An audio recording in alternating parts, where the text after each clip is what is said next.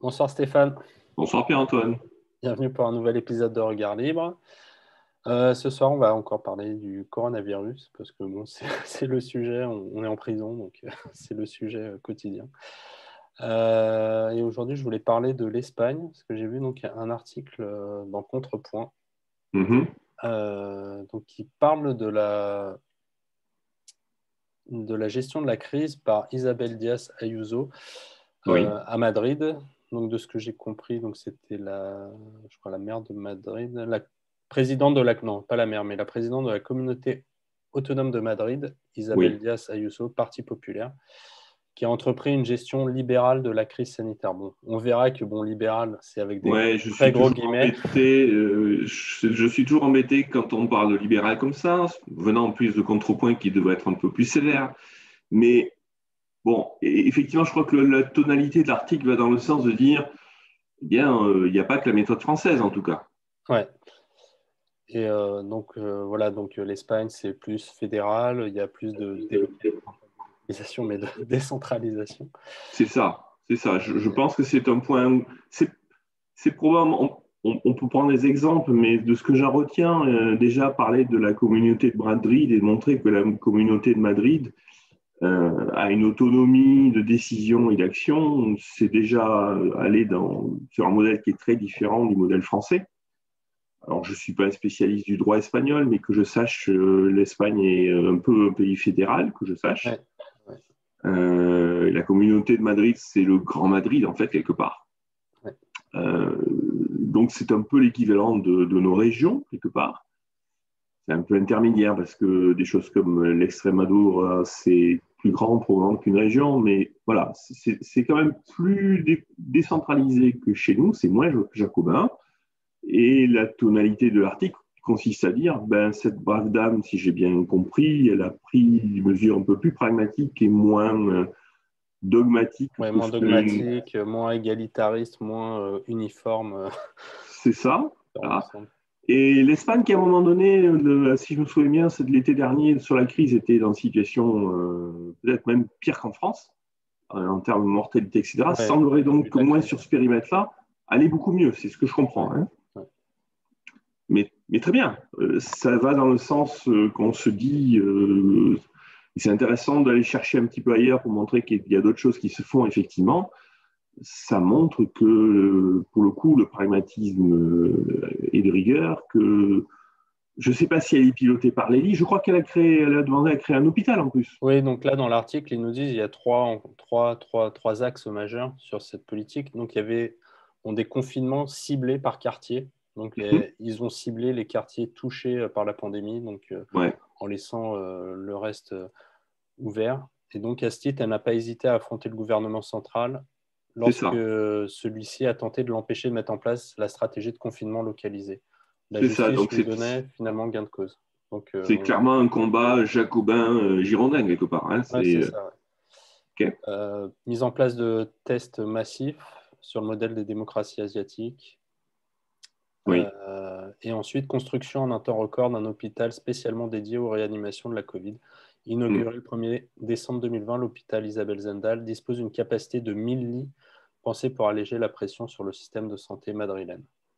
Donc voilà, Alors, c'est un hôpital. sur le truc de l'hôpital, je suis quand même personnellement un peu chafouin.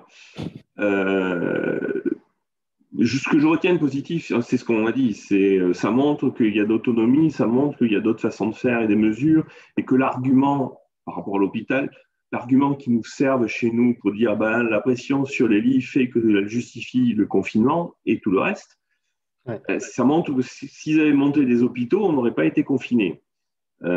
Donc là-dessus, je pense que je serais positif. Après que les hôpitaux pardon, soient montés à la hussarde avec des deniers publics, etc., bon, je ne pourrais pas être tout à fait positif par rapport à ça, mais ça montre, je crois que c'est le message, Ouais. que l'argument du manque de lits de réanimation est un faux argument.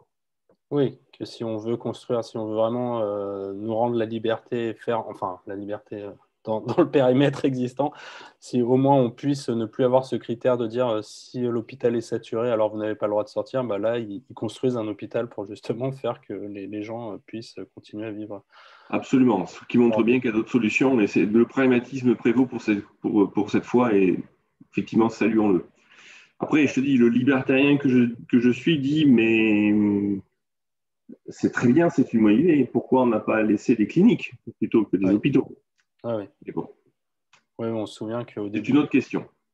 D'ailleurs, c'est vrai qu'on ne parle plus du tout là, je me souviens que pendant la première crise du Covid, il y On avait l'a cette évoqué. histoire que les cliniques privées n'étaient pas du tout sollicitées. Mais On l'a là, évoqué. maintenant, je ne l'entends plus du tout parler de ça. Ouais, mais je ouais. n'entends même pas des taux de saturation d'hôpitaux. Donc, on a l'impression que bon, ça. Ouais. Je pense que la dernière fois qu'on en a parlé, toi et moi, c'est le printemps dernier. Oui, oui. C'est quand il y avait eu cette histoire d'un TGV affrété pour évacuer l'Alsace. Ouais. Et qu'on avait fait remarquer qu'il y avait des cliniques, notamment en Alsace, qui n'étaient absolument pas sollicitées. Ouais. Je n'ai pas souvenir qu'on ait réévoqué ce point-là depuis, ce qui montre bien qu'effectivement, le sujet des cliniques en France, là on vient de l'Espagne, on revient en France, a été complètement occulté. Et bon, moi, je me demande même dans quelle mesure il n'y a pas des cliniques qui ont fait faillite depuis. Hein. Bon, je pense que la question mérite d'être posée. Ouais. Bon, il faudra chercher, se renseigner sur les cliniques, savoir, mais même sur les hôpitaux publics, quels sont les taux de saturation, parce qu'on nous dit qu'actuellement, ils ne sont pas vraiment saturés. Donc, mais bon, il faut qu'on ait des chiffres. On ne nous dit rien, de toute façon. Non, mais on ne nous dit plus rien, en fait. On nous dit plus rien. On parle de vaccin maintenant. Maintenant, on te parle de vaccin. Voilà. On ne te parle plus de la saturation. Maintenant, c'est le vaccin. Ça change. Le critère change toujours pour qu'on l'ait dans l'os. C'est ça. C'est ça. Bon, voilà, donc on a un exemple en Espagne, quand Macron nous dit tous les pays d'Europe font la même chose, tout est partout pareil, ne vous inquiétez pas. En fait, là, un exemple on n'a même pas parlé de la Suède. Moi, j'ai un autre exemple. Côté, je travaille avec des Suédois depuis un moment. J'ai des clients suédois, donc je suis avec la Suède tous les jours, en contact avec la Suède tous les jours. Et ils comprennent pas ce qui m'arrive moi à Paris, si tu veux, parce qu'eux, ils bossent comme d'habitude, quoi. Comme d'hab, ouais. Bon, c'est incompréhensible. Donc voilà, un autre contre-exemple, parce que maintenant, quand on dit la Suède, on dit oui, mais la Suède, c'est pas pareil. Là, bon, c'est l'Espagne, Madrid, bon, oui, quand même je suis très sûr qu'il y en a similaire. plein d'autres. Voilà, ils ont une autre méthode, une autre approche, et ça a l'air de. En Europe de l'Est aussi, j'ai l'impression qu'ils font comme si de rien n'était. Enfin, pardon, ils font comme parce qu'il n'y a rien. C'est plutôt ça. Donc oui, non, je pense qu'on est particulièrement givré chez nous, je pense. Ouais. Ok, bon, bah, très bien. Merci Stéphane. Je t'en prie.